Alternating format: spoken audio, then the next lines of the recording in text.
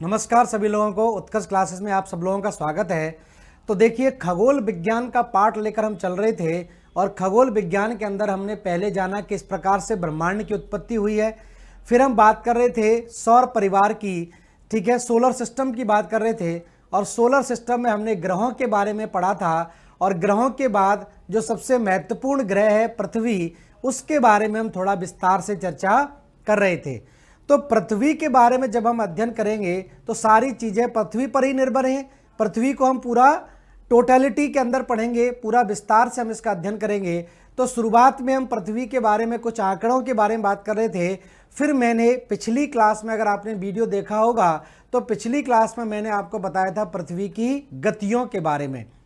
और ध्यान रखना, मुख्य परीक्षा में भी प्रश्न आपका पूछा जा सकता है कि घूर्णन गति या परिक्रमण गति के क्या परिणाम, क्या प्रभाव होते हैं या इसके इससे क्या क्या घटनाएं होती हैं, उनको आपको ध्यान रखना है। और मैं कोशिश कर रहा हूं पूरा विस्तार से बताने की और सारी चीज़ें आपके क्लियर हो जाएं, ठीक है।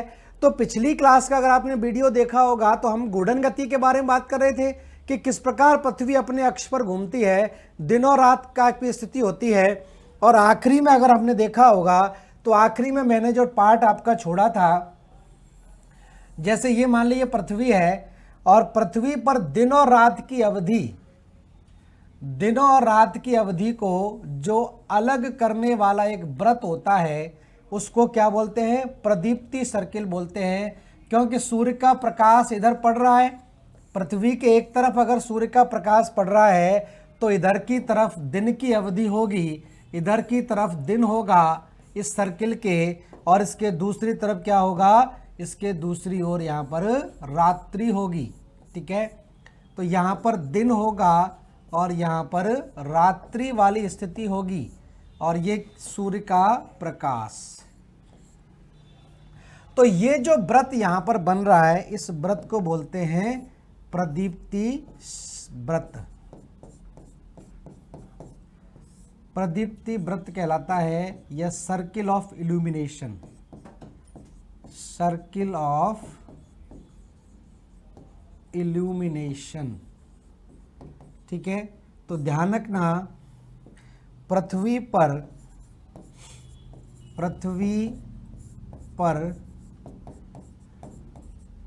दिन और रात को विभाजित करने वाले व्रत, विभाजित करने वाले व्रत को प्रदीप्ति व्रत बोलते हैं, प्रदीप्ति व्रत कहते हैं, ठीक है। तो सर्किल ऑफ इल्यूमिनेशन या प्रदीप्ति व्रत यहाँ पर ध्यान रखना है, प्रदीप्ति व्रत कहलाएगा ये, प्रदीप्ति सर्किल ऑफ इल्यूमिनेशन। ये चीजें एक तो ध्यान रखनी है। अब मान लीजिए आपसे पूछा जाए कि पृथ्वी के घूर्णन के क्या प्रभाव हैं, तो मान लीजिए शॉर्ट नोट्स में भी आ जाता है तो भी आपको पता होना चाहिए और प्री के लिए भी इंपॉर्टेंट है। तो यहाँ पर नेक्स्ट लिखे आगे, पृथ्वी के घूर्णन के प्रभाव, पृथ्वी के घूर्णन के प्रभाव, ठीक है। तो सबसे महत्वपूर्ण पॉइंट तो आप जानते ही हैं। सबसे पहला पॉइंट क्या हो जाएगा? दिन रात की घटना, ठीक है। छोटा बच्चे से पूछेंगे वो भी बता देगा, दिन और रात की घटना, ठीक है। और पृथ्वी के ध्यान रखना, रोटेशन से ही क्या होता है कि जो विभिन्न प्रकार के खगोलीय पिंड हैं, चाहे वो सूर्य है, चाहे वो चंद्रमा है या अन्य खगोलीय पिंड हैं, वो भी हमको क्या होंगे? घूमते हुए दिखाई देते हैं। ये भी एक इसका प्रभाव है, ठीक है। तो ध्यान रखना, पृथ्वी के घूर्णन के कारण, पृथ्वी के घूर्णन के कारण सूर्य चंद्रमा तथा अन्य खगोलीय पिंड, अन्य खगोलीय पिंड पूर्व से पश्चिम की ओर, पूर्व से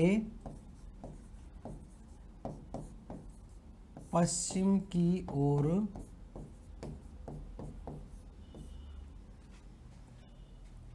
घूमते हुए दिखाई देते हैं, घूमते हुए दिखाई देते हैं।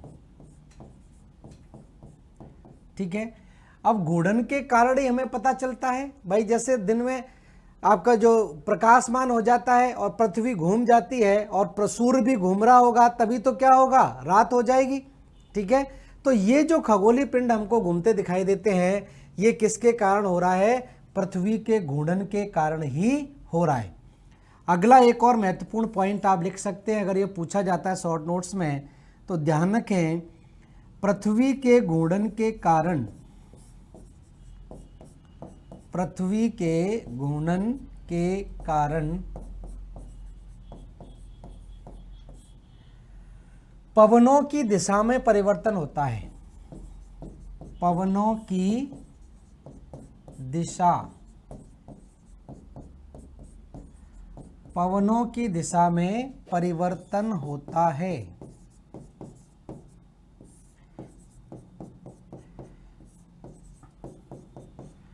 अर्थात कोरियोलिस बल उत्पन्न होता है, कोरियोलिस बल, ये वैज्ञानिक थे, पवनों वाले टॉपिक में हम इसको पढ़ेंगे कोरियोलिस ने क्या कहा था, लेकिन यहाँ पर थोड़ा सा ध्यान रखें, अगर ये शॉर्ट नोट्स में लिखने को मिलता है तो आप लिखेंगे तो आपके पॉइंट में थोड़ा सा दम हो जाएगा, अगर केवल लिखेंगे दिन और रात होती है तो उससे ज़्यादा फर्क नहीं पड़ेगा। ठीक है, अर्थात कोरियोलिस बल उत्पन्न होता है। ठीक है, और कोरियोलिस बल उत्पन्न होता है तो क्या होता है आप जानते ही हैं थोड़ा बहुत, तो जब कोरियोलिस बल काम करता है तो पृथ्वी के घूर्णन के कारण यहाँ पर उत्तरी गोलार्ध है, ये तो आपका इक्वेटर हो गई, भूमध्य रेखा, ये उत्तरी गोलार्ध हो गया, और इसके नीचे क्या हो गया, दक्षिणी गोलार्ध हो गया। तो पृथ्वी के घूर्णन के कारण क्या होता है कि पवनें उत्तरी गोलार्ध में अपने राइट हैंड साइड में और दक्षिणी गोलार्ध में अपने लेफ्ट हैंड साइड में विक्षेपित होती हैं। ठीक है, तो यही कोरियोलिस बल है, तो यहाँ पर लिख लें, कोरियोलिस बल के अनुसार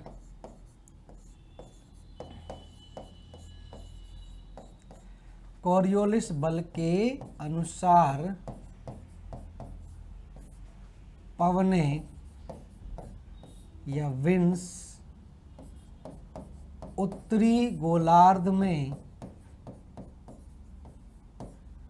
उत्तरी गोलार्ध में अपने दाएं ओर तथा दक्षिणी गोलार्ध में अपने बाएं ओर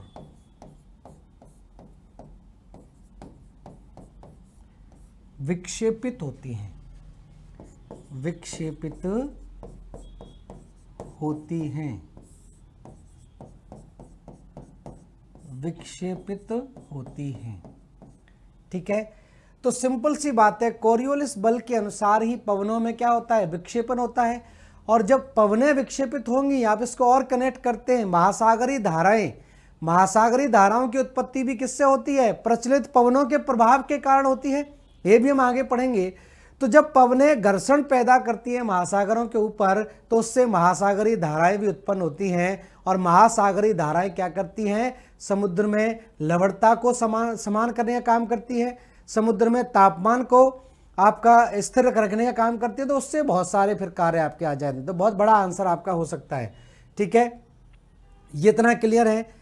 और उसके बाद आप देखेंगे एक और पॉइंट यहाँ पर ऐड कर सकते हैं, पृथ्वी के घूर्णन के कारण, पृथ्वी के घूर्णन के कारण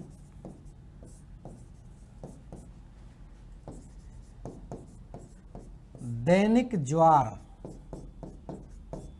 दैनिक ज्वार। ठीक है, तो दिन में 12-12 घंटे पर जो ज्वार भाटा आता है, ये किसके कारण हो रहा है? घूर्णन के कारण होता है। दैनिक ज्वार की उत्पत्ति होती है।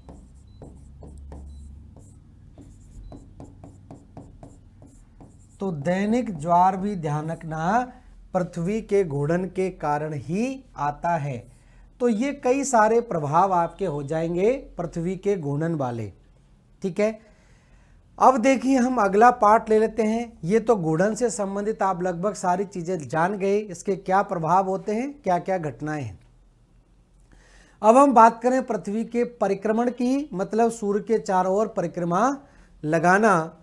ठीक है, तो ध्यान रखें मौसम परिवर्तन होते हैं, उसी आधार पर हमने अंदाजा लगाया कि पृथ्वी क्या करती है, सूर्य के चारों ओर परिक्रमण करती है। ठीक है, तो परिक्रमण की देखिए बात करें तो परिक्रमण में ध्यान रखना, परिक्रमण गति की हम बात करें तो ये आप जानते ही हैं कि पृथ्वी का सूर्य के चारों ओर, पृथ्वी का सूर्य के चारों ओर परिक्रमा करना या घूमना। ठीक है, परिक्रमण कहलाएगा। पृथ्वी का सूर्य के चारों ओर परिक्रमण करना या घूमना परिक्रमण कहलाएगा। और परिक्रमण काल की बात करें तो परिक्रमण काल कितना हो जाएगा? परिक्रमण काल मतलब पृथ्वी को सूर्य के चारों ओर परिक्रमा लगाने में कितना समय लगता है। तो ये जानते होंगे आप 365 दिन। ठीक है, 5 घंटे, ठीक है, 48 मिनट और 46 सेकंड का समय लगता है। ठीक है, तो ध्यान रखना पृथ्वी को सूर्य के चारों तरफ पूरा एक चक्कर लगाने में जो समय लगता है वो कितना है? 365 दिन, 5 घंटे, 48 मिनट और 46 सेकंड। लेकिन सुविधा के लिए हम इसको कितना मान के चलते हैं? सुविधा के लिए हम इसको लगभग मान लेते हैं 365 दिन और लगभग 6 घंटे इसको मान लेते हैं। तो 365 दिन और 6 घंटे में पृथ्वी सूर्य के चारों तरफ परिक्रमा पूरी करती है। और यही 6 घंटे हैं, अगर ये 6 घंटे 4 साल में जुड़ जाएं तो 4 साल बाद ये क्या हो जाएगा? 24 घंटे हो जाते हैं। तो प्रत्येक 4 साल बाद 366 दिन हो जाएंगे। और 366 दिन हो जाते हैं तो ये साल कैसी कहलाती है? इसको हम बोलते हैं लीप वर्ष बोलते हैं, लीप ईयर कहलाती है। और लीप ईयर में आप देखेंगे, लीप ईयर में जो एक्स्ट्रा दिन आपका बना है, लीप वर्ष में अतिरिक्त दिन जो होता है वो कहाँ पर जाता है? अतिरिक्त दिन, ठीक है, फरवरी महीने में जोड़ दिया जाता है। फरवरी महीने में, ठीक है। तो लीप ईयर में फरवरी कितने दिन की होती है? 29 दिन की होती है।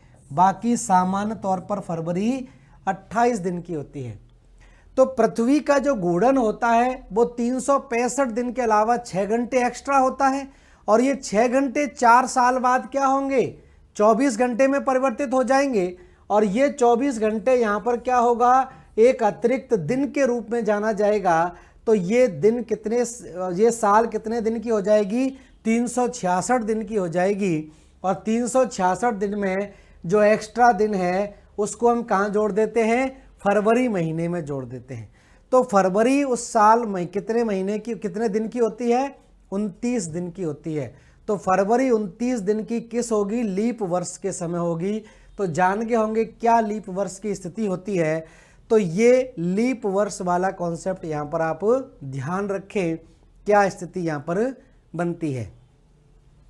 ठीक है, अब देखिए इसके क्या क्या प्रभाव होते हैं। परिक्रमण की गति, और मैं आपको बता दूं सूर्य के चारों तरफ पृथ्वी जो घूम रही है उसकी गति क्या है, परिक्रमण गति। तो परिक्रमण गति ध्यान रखना लगभग 29.8 किलोमीटर प्रति सेकंड। तो लगभग 30 किलोमीटर प्रति सेकंड की गति से पृथ्वी सूर्य के चारों तरफ परिक्रमा करती है, सूर्य के चारों तरफ परिक्रमा करती है। और इसका जो परिक्रमण पाथ है, परिक्रमण पथ कितना लंबा है, 960 मिलियन किलोमीटर। तो 960 मिलियन किलोमीटर का पथ तय करती है पृथ्वी सूर्य के चारों तरफ परिक्रमण करने में। तो 960 किलोमीटर, 960 मिलियन किलोमीटर की दूरी तय करती है कितनी स्पीड से, 29.8 या लगभग 30 किलोमीटर प्रति सेकंड की गति से पृथ्वी सूर्य के चारों तरफ घूम रही है। तो इस पूरे के पूरे पथ को एक चक्कर लगाने में या 960 मिलियन किलोमीटर की दूरी तय करने में कितना समय लग जाता है, समय की हम बात कर ही चुके हैं, कितना परिक्रमण काल है, 365 दिन और 6 घंटे का समय लगता है। तो देखिए कितनी मेहनत कर रही है पृथ्वी। लगभग 30 किलोमीटर प्रति घंटे की चाल से चलने के बाद 960 मिलियन किलोमीटर की दूरी तय करती है, तो भी 365 दिन लग जाते हैं। ठीक है, तो ये थोड़े से फैक्ट हैं, और फैक्ट कभी कभार कथनों में आते हैं तो आपको पता होना चाहिए कि इस तरह से ये फैक्ट आपके सही है या गलत है। तो क्लियर हो गया होगा। तो सूर्य के चारों तरफ परिक्रमण करती है, और ये परिक्रमण आप देखेंगे कैसा है, कहीं पर पृथ्वी और सूर्य के बीच में दूरी अधिकतम होती है और कहीं पर पृथ्वी और सूर्य के बीच की दूरी न्यूनतम हो जाती है। तो इसी वजह से यहाँ पर क्या होता है, मौसम परिवर्तन की स्थिति होगी, गर्मी होगी या ठंड होगी, सूर्य की लंबवत किरणें पड़ रही हैं या तिरछी किरणें पड़ रही हैं, इससे कई प्रकार के मौसम परिवर्तन होते हैं या ऋतु परिवर्तन आपके होते हैं। तो कई सारे प्रभाव हैं, इसको हम जानेंगे कि क्या होते हैं परिक्रमण के प्रभाव। ठीक है, तो परिक्रमण के प्रभाव लिख लेते हैं, फिर क्या होता है ऋतु परिवर्तन हम वो भी जानेंगे। परिक्रमण के प्रभाव,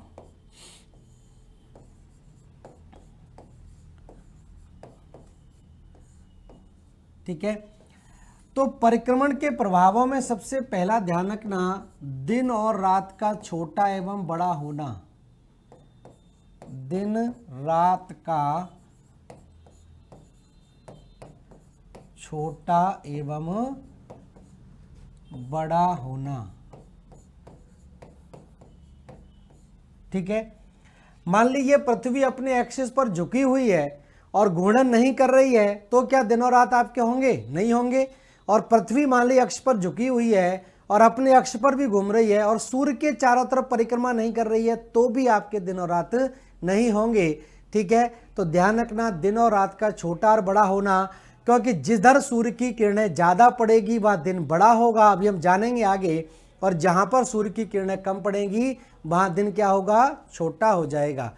दूसरा ध्यान रखें, कर्क रेखा एवं मकर रेखा का निर्धारण। कर्क रेखा एवं मकर रेखा का निर्धारण। तो ध्यान रखना कर्क रेखा और मकर रेखा का निर्धारण भी किस आधार पर किया गया है? सूर्य की लंबवत किरणों के आधार पर किया गया है। मान लीजिए सूर्य की लंबवत किरणें भूमध्य रेखा पर तो साल भर रहती हैं, लेकिन सूर्य की लंबवत किरणें जून के महीने में कर्क रेखा पर पड़ती हैं और दिसंबर के महीने में आप देखेंगे कहाँ पर पड़ती हैं? मकर रेखा पर। तो सूर्य की स्थिति इस तरह से रहती है, तो इस आधार पर ही हमने क्या डिसाइड किया है? कर्क रेखा और मकर रेखा का। ठीक है। सूर्य आपको पता होगा कि विभिन्न प्रकार के नक्षत्र मंडलों से घूमकर आता है। भाई जब सूर्य भी गैलेक्सी, सूर्य क्या कर रहा है? जो मंदाकिनी हमारी गैलेक्सी है उसकी परिक्रमा कर रहा है, और उसमें क्या पड़ते हैं? कई सारे नक्षत्र आपके पड़ते हैं, और जब नक्षत्रों से होकर गुजरता है, इन तारा मंडलों से होकर गुजरता है, तो जब सूर्य बिल्कुल यहाँ पर होता है कर्क तारा मंडल की ओर, तो ये लंबवत किरणें कर्क रेखा पर पड़ती है, तो इसलिए इसका नाम कर्क रेखा रख दिया। और सूर्य जब मकर तारा मंडल के ऊपर होता है, तो आप देखेंगे यहाँ पर क्या होती है? मकर रेखा का निर्धारण किया जाता है। ठीक है, इस तरह से है। तो सूर्य ध्यान रखना इस तरह से तारा मंडलों को पार करते हुए आता है। जैसे मकर संक्रांति होती है, मकर संक्रांति आपको देखा होगा कि जनवरी में पड़ती है, तो जनवरी में मकर संक्रांति पड़ती है, तो उस समय सूर्य क्या होता है? मकर राशि पर होता है, मकर तारा मंडल से होकर गुजर रहा होता है। इस वजह से ये कहा जाता है कि ये क्या है? मकर राशि, मकर संक्रांति कहा जाता है। दूसरी राशि में प्रवेश करने की कोशिश करता है। तो इस तरह से ध्यान रखें। तो ये क्या होता है? तो ये भी ध्यान रखें, कर्क एवं मकर रेखा का निर्धारण करता है। और अगला हम देखें तो ध्यान रखना मौसम परिवर्तन की घटना। तो मौसम परिवर्तन की जो घटना हो रही है, ये घटना भी किसके कारण हो रही है? ये घटना भी आपको पता होना चाहिए, परिक्रमण के कारण हो रही है। तो परिक्रमण के कारण ही ध्यान रखना मौसम परिवर्तन की घटना भी होती है, और ये भी एक महत्वपूर्ण है। ठीक है। दूसरा, परिक्रमण होने से ही ध्यान रखना क्या होता है? उपसौर, ये भी हम आगे बात करेंगे, अपसौर तथा विषुव की स्थिति, विषुव या इक्विनोक्सिस। ठीक है, विषुव की स्थिति। ठीक है। तो उपसौर, अपसौर और जो विषुव होते हैं, जिसकी बात हम अभी करेंगे, ये स्थितियां भी किसके कारण बनती हैं? पृथ्वी के सूर्य के चारों ओर परिक्रमण से ही बनती हैं। अब ये क्या होती हैं, ये ध्यान रखें। 3-4 पॉइंट आप प्रभाव में लिख सकते हैं और इनको आगे एक्सप्लेन भी कर सकते हैं अगर बड़ा आंसर यहाँ पर दिया हुआ है। तो देखिए, पृथ्वी सूर्य के चारों तरफ परिक्रमण करती है, तो स्थिति यहाँ पर क्या रहती है? इस तरह की रहती है। जैसे ये मान लीजिए सूर्य है, बीचों बीच में सूर्य है। ठीक है। पृथ्वी की स्थिति ले लेते हैं, 4 पोजीशन ले लेते हैं। एक पोजीशन में अर्थ यहाँ पर है, दूसरी पोजीशन में अर्थ यहाँ पर है, तीसरी पोजीशन में अर्थ यहाँ पर है, और चौथी पोजीशन में अर्थ यहाँ पर है। ठीक है। तो यहाँ पर क्या है? जैसे ये मान लीजिए इसका अक्ष है, पृथ्वी का एक्सिस इसी तरह है। यहाँ पर क्या होगी? भूमध्य रेखा, कर्क रेखा और मकर रेखा। ठीक है। इसी तरह की सेम स्थिति यहाँ पर हो जाएगी, ऐसी स्थिति हो जाएगी। सेम स्थिति यहाँ हो जाएगी, भूमध्य रेखा, कर्क रेखा और मकर रेखा, और सेम स्थिति यहाँ हो जाएगी, भूमध्य रेखा, कर्क रेखा और मकर रेखा। ठीक है। और आप सब जानते ही हैं कि पृथ्वी अपने सूर्य के चारों तरफ इस तरह से घूम रही है। ठीक है, इस तरह से परिक्रमण हो रहा है। तो यहाँ पर हम बात करें 3 लाइनों की, तो ये तो हो गई भूमध्य रेखा, भूमध्य या विषुवत रेखा,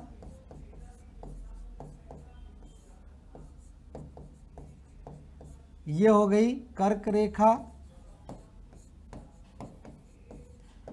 और ये हो गई मकर रेखा। ठीक है। अब मान लीजिए सूर्य की स्थिति है इस तरह से और पृथ्वी की स्थिति है यहाँ पर, तो ऐसी स्थिति में आप देखेंगे तो सूर्य की लंबवत किरणें कहाँ पर पड़ेगी? सूर्य की लंबवत किरणें मकर रेखा पर पड़ेगी। ठीक है, तो जब सूर्य की लंबवत किरणें मकर रेखा पर पड़ेगी तो दक्षिणी गोलार्ध में सूर्य का प्रकाश ज़्यादा पहुंचेगा, और सूर्य का प्रकाश ज़्यादा पहुंचेगा तो यहाँ पर गर्मी होगी, और यहाँ पर सूर्य का प्रकाश उत्तरी गोलार्ध में कम पहुंचेगा तो यहाँ पर क्या होगी? ठंड होगी।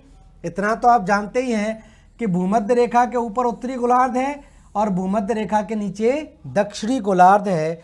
तो ऐसी स्थिति की अगर हम बात करें तो ऐसी स्थिति में ध्यान रखना, यहाँ पर क्या होगा?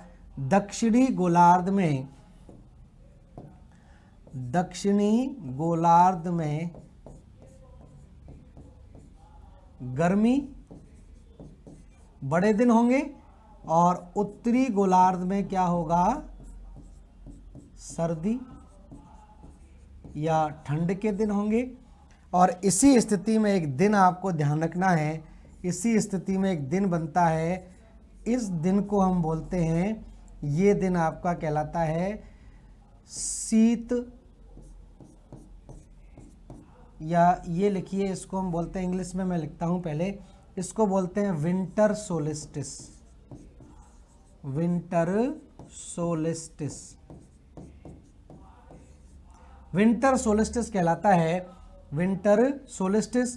लंबवत किरणें कहां पर पड़ रही हैं? मकर रेखा पर। उत्तरी गोलार्ध में क्या होगी? ठंड होगी, जबकि दक्षिणी गोलार्ध में गर्मी होगी। तो इसको हम क्या बोलते हैं? विंटर सोलिस्टिस बोलते हैं। विंटर सोलिस्टिस कहलाता है। और ये कब पड़ता है? ये ध्यान रखना 22 दिसंबर को पड़ता है। तो 22 दिसंबर का दिन क्या कहलाता है? विंटर सोलिस्टिस कहलाता है। इसको ध्यान रखना है, विंटर सोलिस्टिस इसको हम बोलते हैं। ठीक है, अब हम बात करें किसकी? अब हम आ जाते हैं दूसरी तरफ। इधर की तरफ आ जाएं तो यहां से आप देखोगे पृथ्वी अपने अक्ष पर इधर झुकी हुई है, तो सूर्य की लंबवत किरणें यहाँ पर कहाँ पर पड़ जाएंगी? सूर्य की लंबवत किरणें यहाँ पर आप देखेंगे कर्क रेखा पर या उत्तरी गोलार्ध में ज़्यादा पड़ेगी। तो ऐसी स्थिति अगर बनेगी तो ऐसी स्थिति में ध्यान रखना, उत्तरी गोलार्ध में क्या होगी? गर्मी हो जाएगी, और दक्षिणी गोलार्ध में इसका विपरीत स्थिति हो जाएगी। इसको हम क्या बोल देंगे? सर्दी होगी दक्षिणी गोलार्ध में, क्योंकि सूर्य की तिरछी किरणें पहुंचेगी। तो यहाँ पर एक स्थिति आपकी बनती है, ये बनती है कौन सी? 21 जून की स्थिति बनती है।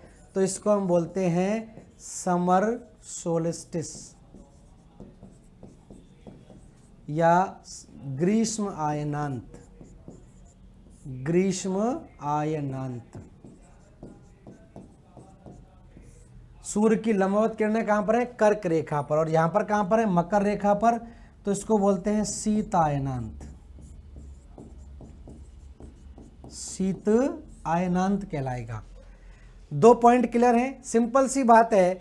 पृथ्वी अपने अक्ष पर भी घूम रही है और इस तरह से सूर्य के चारों तरफ परिक्रमा भी करती है। तो इस पोजीशन में आप देखेंगे इस तरह से अर्थ झुकी हुई है, तो ये भाग ज़्यादा ऊष्मा ग्रहण करेगा, तो यहाँ गर्मी होगी, या कम ऊष्मा प्राप्त होगी तो यहाँ पर क्या होगी? ठंड होगी। और जब पृथ्वी घूमकर यहाँ आ जाएगी तो यही स्थिति एकदम उल्टी हो जाएगी। इधर की तरफ झुकी हुई है तो यहाँ सूर्य का प्रकाश ज़्यादा प्राप्त होगा, और इधर की तरफ सूर्य का प्रकाश कम प्राप्त होगा। तो सिंपल सी बात है, उत्तरी गोलार्ध में गर्मी हो जाएगी और दक्षिणी गोलार्ध में ठंड की स्थिति बनेगी। अब दोनों स्थितियों को देखें, पृथ्वी अपने अक्ष पर यहाँ झुकी हुई है, ये इस तरह से नहीं है, सारी घटना ऐसे घट रही है। हमने तो ऐसे बोर्ड पर बनाया, लेकिन है तो इस तरह की स्थिति। तो यहाँ वाली स्थिति को देखें तो यहाँ से सूर्य की लंबवत किरणें सीधी कहाँ पर पड़ेगी? लंबवत किरणें सीधी भूमध्य रेखा पर पड़ेगी, और सूर्य की लंबवत किरणें भूमध्य रेखा पर पड़ेगी। तो दिन और रात की अवधि दोनों गोलार्धों में क्या होगी? बराबर हो जाएगी। और दिन और रात की अवधि बराबर कब होती है? इधर की तरफ हम बात करें तो ये स्थिति कब बनेगी? 21 मार्च की स्थिति बनेगी। 21 मार्च। ठीक है, इसको हम क्या बोलते हैं? इसको बोलते हैं बसंत विषुव। बसंत विषुव कहलाता है। ठीक है, और या इसको हम बोलें स्प्रिंग इक्विनोक्सिस, इंग्लिश में स्प्रिंग इक्विनोक्सिस। और ये जो स्थिति बनती है यहाँ पर, तो इसको हम, ये बनती है 23 सितंबर को, 23 सितंबर को, तो इसको हम बोलते हैं शरद विषुव, शरद विषुव बोलते हैं, या ऑटमनल इक्विनोक्सिस, ऑटमनल इक्विनोक्सिस। तो ये 4 स्थितियां बनती हैं। तो इन चारों स्थितियों से आपकी पूछा जाता है कि ग्रीष्म आयनांत क्या है, शीत आयनांत क्या है, या विषुव किसे कहते हैं। तो ये ध्यान रखना, 20 वर्ड्स में भी आ सकते हैं, 2 नंबर 4 नंबर के क्वेश्चन में आपके पूछे जा सकते हैं, और प्री में तो बहुत पूछे भी जाते हैं। तो देखिए क्या स्थिति बनती है, इसको आप स्क्रीनशॉट ले लीजिए, बना लीजिए, फिर इसको आगे चलते हैं। तो इसके बारे में लिख लेते हैं थोड़ा सा क्या स्थिति है। ठीक है, देखो दूसरी तरीके से इसको मैं आपको और समझा दूं, शायद मैंने पहले भी ये आपको बताया हो। जैसे ये मान लीजिए पृथ्वी है, ये पृथ्वी है, और यहाँ से इसके बीचों बीच से गुजर रही है क्या, कर्क रेखा, ठीक, वो भूमध्य रेखा। यहाँ पर है मान लीजिए कर्क रेखा, और यहाँ पर है मकर रेखा। इतना तो हम जानते ही हैं क्लियरली। ये है 0 डिग्री, इसको हमने भूमध्य रेखा या विषुवत रेखा कहा है।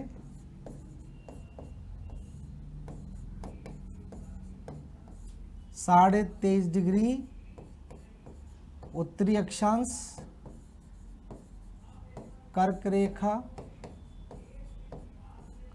23.5 डिग्री दक्षिणी अक्षांश मकर रेखा। ठीक है, अब देखिए किस तरह से इसको बहुत सिंपल तरीके से समझा जा सकता है। आपको पता है कि 21 मार्च को सूर्य की लंबवत किरणें कहाँ पर हैं, भूमध्य रेखा पर होगी।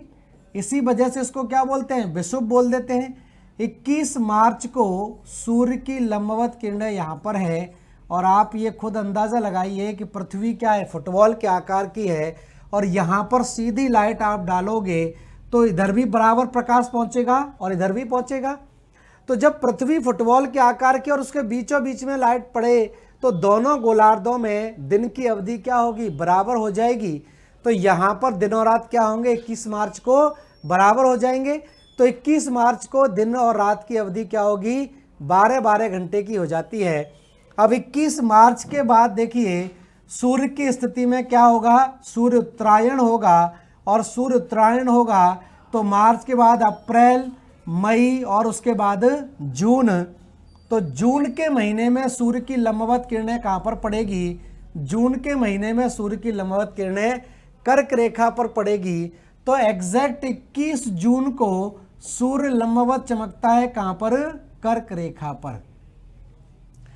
तो 21 जून को सूर्य कर्क रेखा पर लंबवत चमकेगा तो उत्तरी गोलार्ध में दिन की अवधि क्या होगी, ज़्यादा हो जाएगी, और दक्षिणी गोलार्ध में दिन की अवधि कम हो जाएगी। ठीक है, तो यहाँ पर गर्मी और यहाँ पर ठंड हो जाएगी जब सूर्य यहाँ पर लंबवत किरणें। अब जून के बाद इसकी स्थिति में फिर परिवर्तन होता है, जुलाई, अगस्त और सितंबर। तो जुलाई, अगस्त और सितंबर, तो सितंबर के महीने में ये फिर से कहाँ पर आ गया, विषुवत रेखा पर आ गया। तो फिर से दिन और रात की अवधि बराबर हो जाएगी। तो 23 सितंबर को सूर्य कहाँ पर चमकता है, 23 सितंबर को सूर्य लंबवत चमकता है विषुवत रेखा पर। और सूर्य जब लंबवत विषुवत रेखा पर चमकेगा तो दिन और रात की अवधि फिर से क्या होगी, बराबर हो जाएगी। और आपसे प्री में क्वेश्चन पूछा जाएगा कि निम्नलिखित में से कौन कौन सी तिथि को दिन और रात की अवधि बराबर होती है या सूर्य लंबवत भूमध्य रेखा पर चमकता है। तो कौन सी 2 तिथि हो जाएंगी, 21 मार्च और 23 सितंबर। 21 मार्च से सूर्य उत्तरायण होता है तो ऊपर में बसंत ऋतु शुरू हो जाएगी, नीचे आपकी शरद ऋतु या पतझड़ शुरू हो जाएगा। 23 सितंबर के बाद नीचे बसंत ऋतु शुरू हो जाएगी और ऊपर क्या होगा, पतझड़ शुरू हो जाता है। ठीक है, सितंबर के बाद पतझड़ आप देखते ही, हम तो यहीं रह रहे हैं उत्तरी गोलार्ध में ही। उसके बाद इसकी स्थिति में फिर परिवर्तन होता है अक्टूबर, नवंबर और दिसंबर के महीने में सूर्य की लंबवत किरणें कहां पर चमक रही हैं, मकर रेखा पर चमक रही है। तो 22 दिसंबर को एग्जैक्टली सूर्य चमकता है कहां पर, मकर रेखा पर। तो जब सूर्य यहां चमकेगा तो यहां क्या होगा, ठंड होगी और यहां पर गर्मी हो जाएगी। यहां दिन छोटे होंगे, यहां दिन बड़े हो जाएंगे, क्योंकि यहां पर सूर्य का प्रकाश ज्यादा प्राप्त हो रहा है। उसके बाद स्थिति में फिर बदलाव, जनवरी, फरवरी और मार्च, और फिर से वही स्थिति आपकी आ गई, फिर से वही स्थिति यहां पर आ गई। तो फिर से 21 मार्च वाली पोजीशन पर आ गए। तो इस तरह से पूरा एक चक्र बनता है, और इस पूरे चक्र को हम क्या बोलते हैं, इस पूरे चक्र को ध्यान रखना, इसको क्या बोलते हैं, सौर वर्ष बोलते हैं। सौर वर्ष कहा जाता है, सोलर ईयर इसको बोलते हैं। ठीक है, तो इसका क्या मतलब है, तो ध्यान रखना, पृथ्वी द्वारा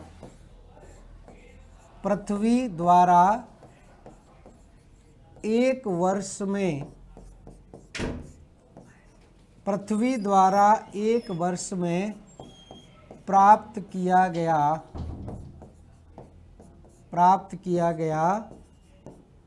सौर विकिरण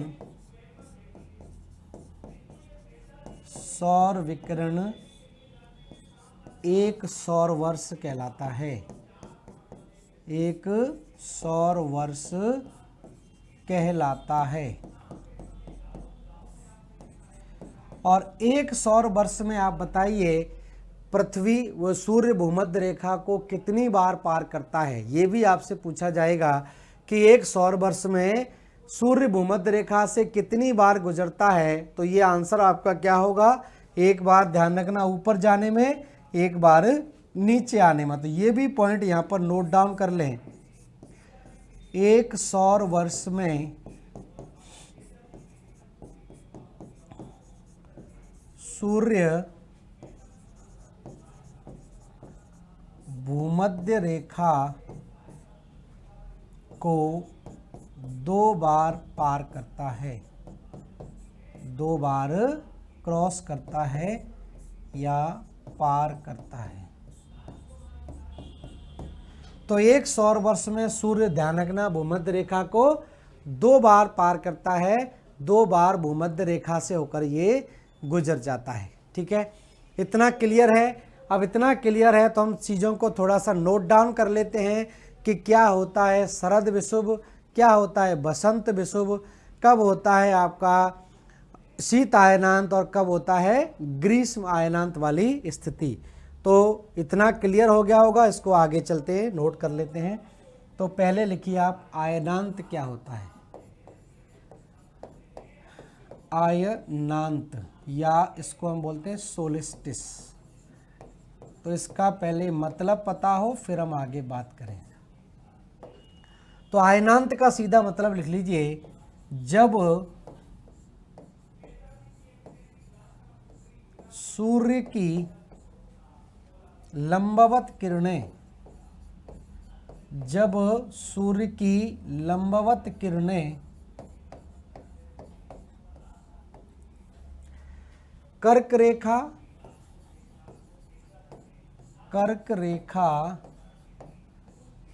या मकर रेखा पर होती हैं,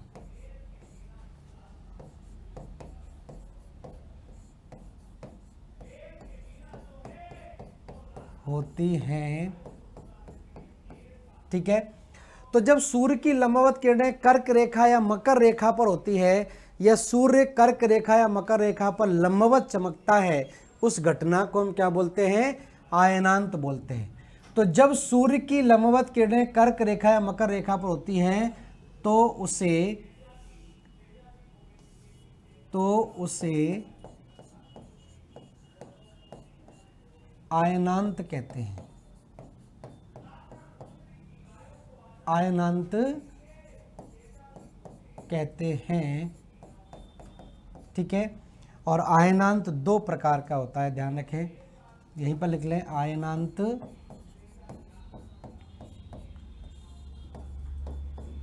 दो प्रकार का होता है। ठीक है, एक यहाँ पर लिखें, पहले इसको हम बोलें शीत आयनांत,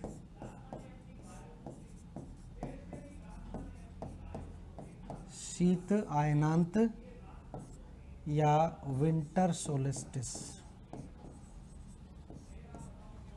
विंटर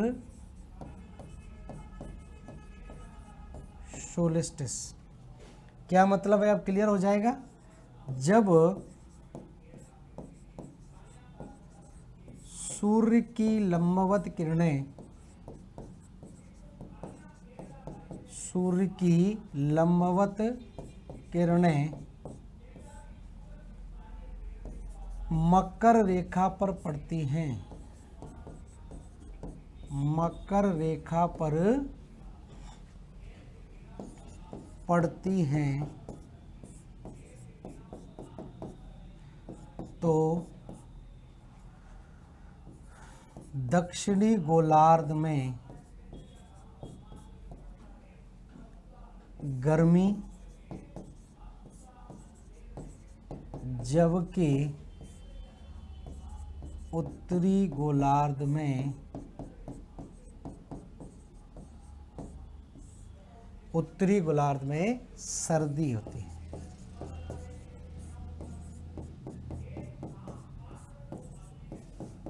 ठीक है, तो सिंपल सी है परिभाषा। शीत आयनांत की बात हो रही है तो उत्तरी गोलार्ध में क्या होगी, गर्मी सर्दी होगी, और दक्षिणी गोलार्ध में क्या हो जाएगी, ठंड हो जाएगी। और यही स्थिति में अगर देखें तो ध्यान रखें आगे, ठीक है, यह घटना 22 दिसंबर को होती है। ठीक है, और 22 दिसंबर को जब ये घटना होगी तो 22 दिसंबर को क्या स्थिति बनेगी, 22 दिसंबर को स्थिति ध्यान रखना, उत्तरी गोलार्ध में, उत्तरी गोलार्ध में सबसे छोटा दिन हो जाएगा, जबकि दक्षिणी गोलार्ध में सबसे बड़ा दिन। तो जब सूर्य लंबवत चमकता है मकर रेखा के ऊपर तो दक्षिणी गोलार्ध में जाहिर सी बात है बड़ा दिन होगा और उत्तरी गोलार्ध में छोटा दिन। मतलब दक्षिणी गोलार्ध में लगभग 14 घंटे का दिन होता है, उस समय उत्तरी गोलार्ध में 10 घंटे ही प्रकाशमान आपका होगा। ठीक है, तो ये स्थिति ध्यान रखें। ये सीधा पूछा जाता है कि उत्तरी गोलार्ध में सबसे छोटा दिन किस तिथि को होता है, तो 22 दिसंबर ध्यान रखना, और दक्षिणी गोलार्ध में सबसे बड़ा दिन कब होता है, ये आपका 22 दिसंबर, या इसका उल्टा भी पूछ लेते हैं। ठीक है, ये स्थिति आपको क्लियर हो गई। अब हम बात करें दूसरी स्थिति की, जिसको हम बोलते हैं ग्रीष्म आयनांत, ग्रीष्म आयनांत या समर सोलिस्टिस, समर सोलिस्टिस। ठीक है, सेम स्थिति वही है। समर सोलिस्टिस में किस में क्या बोलेंगे, जब सूर्य की लंबवत किरणें, जब सूर्य की लंबवत किरणें कर्क रेखा पर होती हैं, कर्क रेखा पर होती हैं,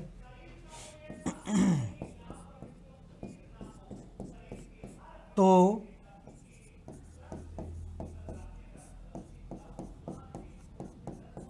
उत्तरी गोलार्ध में गर्मी, जबकि दक्षिणी गोलार्ध में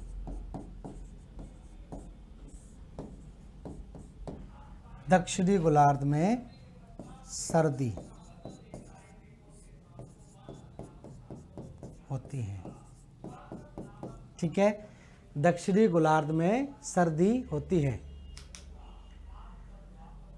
ठीक है, अब यह स्थिति कब बनती है? तो ध्यान रखें, यह स्थिति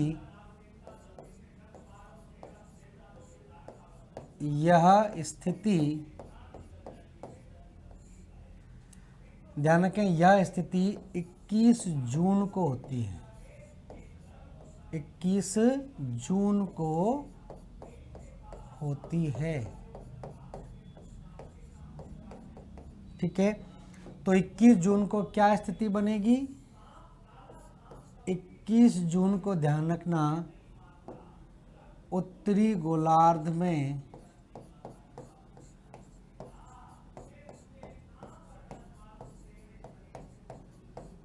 सबसे बड़ा दिन,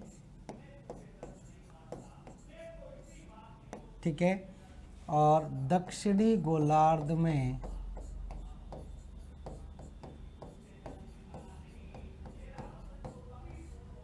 सबसे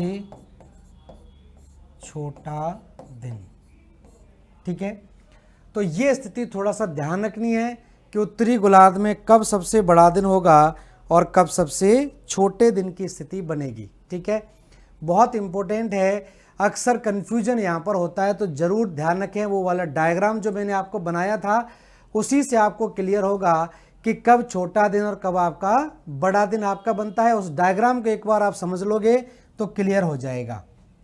अब देखिए, बात करें हम किसकी? विषुव की। विषुव, ठीक है, और विषुव का मतलब होता है क्या? इक्विनोक्सिस। इक्विनोक्सिस, और इक्विनोक्सिस का मतलब होता है सूर्य कहाँ चमक रहा है? भूमध्य रेखा पर। ठीक है, तो लिख लें, जब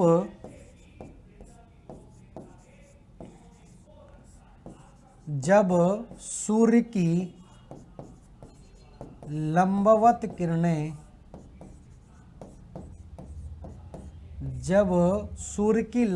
किरणें भूमध्य रेखा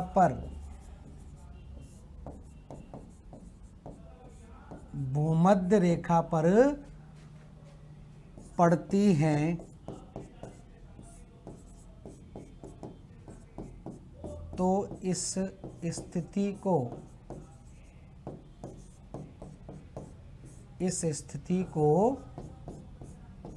विषुव कहते हैं। विषुव कहते हैं। ठीक है, और विषुव दो प्रकार के होते हैं। विषुव दो प्रकार के होते हैं। ठीक है, तो ध्यान रखें, विषुव दो प्रकार के होते हैं। कौन कौन से दो प्रकार के हो जाते हैं? एक को हम क्या बोलते हैं? एक कहलाता है बसंत विषुव। बसंत, या ऐसे सीधा लिख लें, विषुव, या इस तरह से लिखो इसको, यहाँ विषुव दो प्रकार के हो जाएंगे।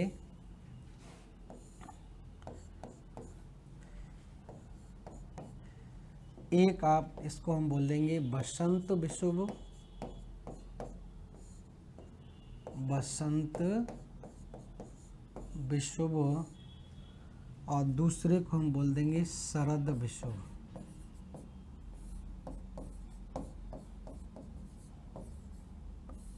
ठीक है, शरद विषुव या ऑटमनल इक्विनोक्सिस,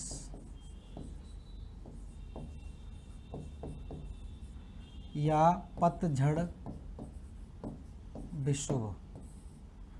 पतझड़ विषुव भी इसको बोल देंगे, ठीक है। और ये कहलाता है वसंत विषुव या स्प्रिंग इक्विनोक्सिस, ठीक है। तो ये स्थिति कब बनती है? वसंत विषुव की स्थिति बनती है कब? 21 मार्च। तो आपने देखा होगा हमारे यहाँ हिंदी महीनों के हिसाब से नई साल कब मनाते हैं? जब बसंत ऋतु आती है, चारों तरफ फूल पत्तियां खिलने लगती हैं। लेकिन हम क्या करते हैं कि पाश्चात्य सभ्यता के चक्कर में हम लोग नववर्ष कब मनाते हैं? जनवरी में, जब क्या होता है? पतझड़ होता है। भाई पतझड़ के समय तो कुछ सब चारों तरफ क्या है? सूखा सन्नाटा है, तो उसको सेलिब्रेट करने का कोई लॉजिक नहीं बनता है। हमें बसंत ऋतु के समय सेलिब्रेट करना चाहिए न्यू ईयर, क्योंकि उस समय चारों तरफ हरियाली, चारों तरफ फूल पत्तियां और फसलें आपकी दिखाई देती हैं, ठीक है। लेकिन हम उल्टा ही सब मानते हैं, क्योंकि हम लोग अभी भी पूरी तरह से पश्चिमी सभ्यता को ही फॉलो कर रहे हैं। तो 21 मार्च की हम बात करें तो 21 मार्च में ध्यान रखना, यहाँ पर दोनों तरीके से प्रश्न आपका बनेगा। 21 मार्च को उत्तरी गोलार्ध में बसंत होगा। उत्तरी गोलार्ध में क्या शुरू हो जाएगी? बसंत ऋतु।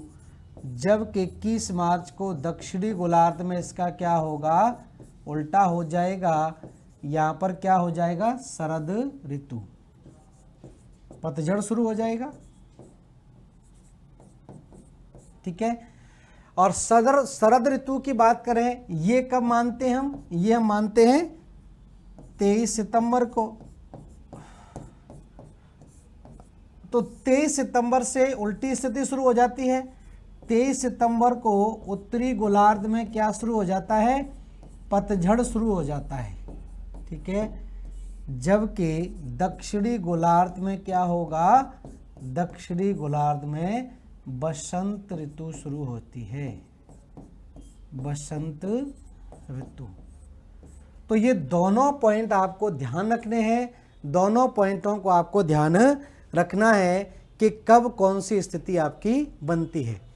तो शरद विषुव और बसंत विषुव, शीत आयनांत और ग्रीष्म आयनांत आपको जरूर ध्यान रखने हैं।